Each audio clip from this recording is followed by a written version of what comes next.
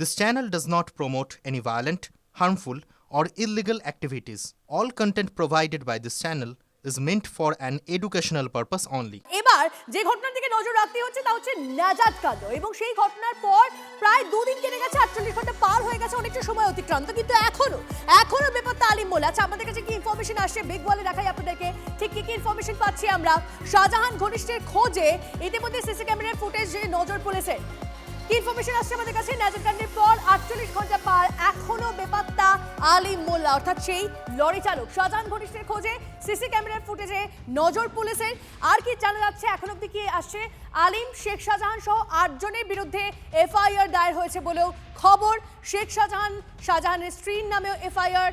খুন ও খুনের চেষ্টার ধারায় মামলা রুজু করে তদন্ত শুরু করেছে পুলিশ। কেন এখনো আলিম মোল্লাকে ধরতে পারলো না পুলিশ? ভোট ব্যাংকের পলিটিক্সের জন্য অভিযুক্তদের ধরবে না, অভিযোগ শুভেন্দু অধিকারী। গতকাল কি বলেছিলেন ভোলানাথ ঘোষ, কি অভিযোগ ছিল তার শোনাবো আপনাদের। একদম ছিলেন গাড়িতে, সামনে ছিলেন তো? একদম সামনে। যে গাড়িটা ধাক্কা মারলো আব্দুল আলিম মোল্লা কি ছিল? একদম নিজে চালাচ্ছে, ও তো হাফ জ্যাকেট পরা, কালো রকম দেখতে পাচ্ছি যখন মাথায় এরকম ঘুরি মারছে আমাকে। আপনি দেখেছেন আলিম? একদম একদম 100 মধ্যে 100। তারপরে কি ও চলে গেল বাইকে করে? তারপর আমি তো আর বুঝতে পারবো না। এই আলিম মোল্লা কি শাহজাহানের ঘনিষ্ঠ? তো ওদের ওয়ান্টেড নেই? হ্যাঁ, ওয়ান্টেড মানে বোধহয় 12-14টা নোটিশ খেয়েছে, তারপর বোধহয় অ্যারেস্ট ওয়ারেন্টও বার করেছে সিবিআই ওনাকে। পুলিশি তদন্তে আপনি ভরসা রাখছেন? একদম একদম একদম পুলিশি তদন্তে ভরসা রাখছেন নাকি? একদম। নাকি সিবিআই তদন্ত চাইছেন? না, পুলিশ নিশ্চয়ই। আচ্ছা, বড়বাবু নিজে কথা দিল যে আমার একদম বড় সাহেব তখন সবাই আমাকে দায়িত্ব দিয়েছে, আমি দেখছি আপনার ব্যাপারটা কি করতে পারি, কতটা ডেভেলপ। পরে যে আপনার উপর হামলা হবে না তার কি? আর হলেও আর কিছু আসে না, কারণ যখন ছেলে চলে গেছে আর আমাকে মারলে আর কি হবে? আর একটা ছেলে তো বাড়ি থাকে, সেই দেখে নেবে। সুপ্রিয় আমাদের প্রতিনিধি আমাদের সঙ্গে রয়েছে, সুপ্রিয়র সঙ্গে সরাসরি কথা বলবো। সুপ্রিয়, একটা ঘটনা ঘটলো, দুর্ঘটনা ঘটলো, তারপর 48 ঘন্টা পার হয়ে গেল, এখনো অবধি কিভাবে বেপাত্তা আলিম মোল্লা? একটা রোড ট্রাফিক অ্যাক্সিডেন্ট, তারপরে এতটা সময় লাগে তাকে ধরতে, তাকে গ্রেপ্তার করতে, নাকি মাথায় অন্য কোনো হাত রয়েছে তাই জন্য এতটা সময় লেগে যাচ্ছে?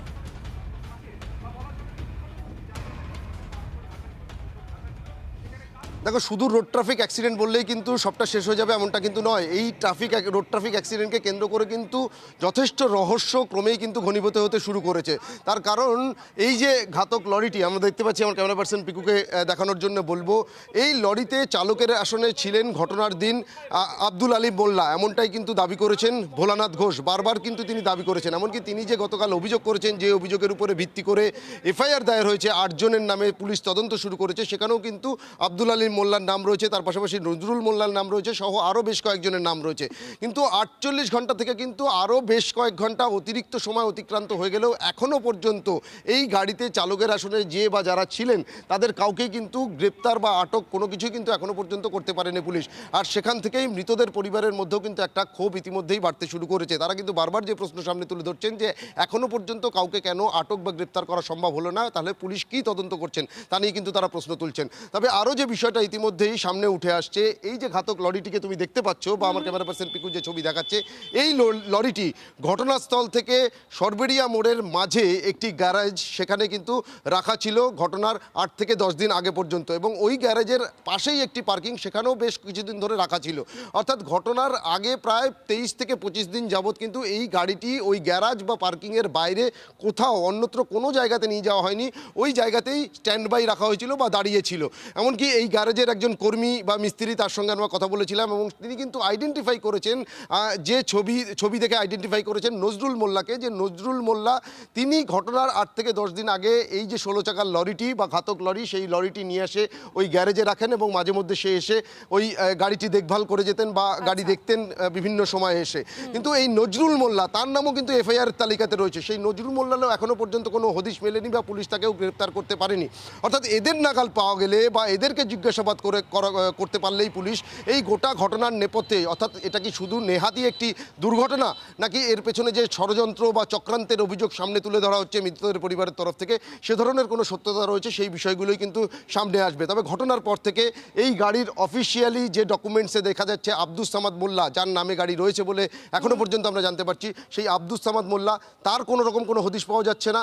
নজরুল যিনি এই গাড়িটি দেখভাল করতেন, হদিশ পাওয়া যাচ্ছে না। এতজনের নামে এফআইআর, এতগুলো অভিযোগ সামনে আসছে, এত সিসিটিভি ফুটেজ রয়েছে, আমাদের কাছে এত ইনফরমেশন রয়েছে, পুলিশ কি করছে প্রশ্ন থাকছেই, অবশ্যই নজর থাকবে। ধন্যবাদ সুপ্রিয়। ভোট ব্যাংকের পলিটিক্সের জন্য অভিযুক্তদের ধরবে না, এই অভিযোগ শুভেন্দু অধিকারী। শোনাবো।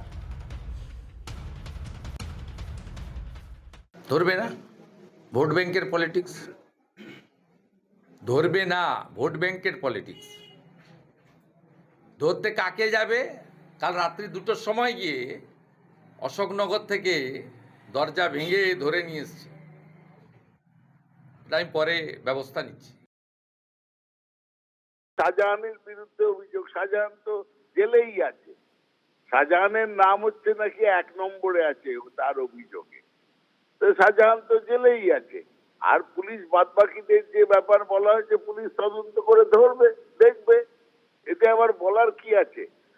কিন্তু ঘটনাটা মিথ্যে কথা বলে প্রচার করা উচিত নয়। আসল ঘটনাটা বলা উচিত, যেটা আমি বললাম, যে এটা তথ্য, যে ঘটনা ঘটার পরে মূল যিনি সঙ্গে ছিলেন সেই ভোলা, সে অভিযোগ করেছে 36 ঘন্টা পরে, আর সেই অভিযোগের পরে এখনো 24 ঘন্টা হয়।